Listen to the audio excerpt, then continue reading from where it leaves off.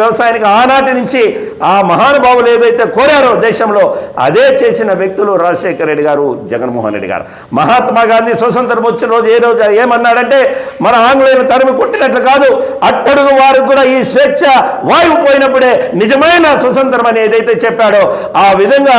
మహాత్మా గాంధీ మరి గ్రామ స్వరాజ్యాన్ని తెచ్చి చూపించిన నాయకుడు జగన్మోహన్ రెడ్డి గారు. 2000 జనాభా ఉండే తన సచివాలయం పెట్టి 11 సర్వీసులు ఇచ్చి 50 ఏళ్లకు వాలంటీర్ని ఇచ్చి సంక్షేమ పథకాలన్నీ కూడా కార్డు కానీ, పెన్షన్ కానీ, ఇల్లు కానీ, అమ్మఒడి కానీ, చేత కానీ, చేదోడు కానీ, వాహనత కానీ, విద్యా దీవెన కానీ, జేబీడి కానీ, వసతి దీవెన కానీ, కాపునేసం, లానేసం, నేతన్నేసం, సున్నా వడ్డీ, ఆసరా, ఇలాగా ప్రభుత్వ పథకాలన్నీ కూడా ప్రజలు ప్రధాన కార్యాల చుట్టూ తిరిగి వేసార్చకుండా, ఎక్కడ వివక్ష లేకుండా, కులం లేకుండా, మతం లేకుండా, పార్టీ లేకుండా, లంచం లేకుండా చేసి చూపించిన ఆనాటి అంబేద్కర్, పూలే గారు ఆశయాన్ని నెరవేర్చిన నాయకుడు రాజశేఖర రెడ్డి తాయనాయుడు జగన్మోహన్ రెడ్డి గారు ఈ సందర్భంగా తెలియజేసుకుంటాం. ఈరోజు మా కార్యాలయంలో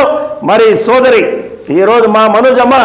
ఈ మదనపల్లి మున్సిపాలిటీలో స్పెషల్ గ్రేడ్ మున్సిపాలిటీలో ఒక గౌరవ ప్రథమ పౌరులుగా ఉందంటే కూడా మరి ఈ యొక్క పూలే గారు ఆ రోజు ఆడవారికంతా విద్యను మరి దగ్గర చేసిన దాని కారణంగానే ఈరోజు ఎంతమంది ధైర్యంగా ప్రతి ఒక్కరు చట్ట సభల్లో కానీ, గ్రామాల్లో కానీ, లోకల్ బాడీలు కానీ వాళ్ళ వాణిని వినిపిస్తున్నారంటే, ప్రజా సమస్యలు నెరవేరుస్తున్నారంటే, పోరాడుతున్నారంటే మహానుభావుడు ఆ రోజు ముందు చూపేను కూడా ఈ సందర్భంగా తెలియజేసుకుంటూ మేమందరం కూడా మరి పూలే గారి ఆశయ సాధనకి ప్రతి ఒక్కరూ సైనికుల వలె వైఎస్ఆర్ కాంగ్రెస్ పార్టీ జగన్మోహన్ రెడ్డి గారి నాయకత్వంలో, రామచంద్ర రెడ్డి గారి నాయకత్వంలో, మిథున్ రెడ్డి గారి నాయకత్వంలో, ఇక్కడున్న మా నాయకులు డాక్టర్ దేశాయి తిప్పారెడ్డి గారి, నరేష్ కుమార్ రెడ్డి గారి, మరి నిసార మదన్ గారు అందరి అడుగుజాలలో ముందుకు పోతాను ఈ సందర్భంగా తెలియజేసుకుంటాను.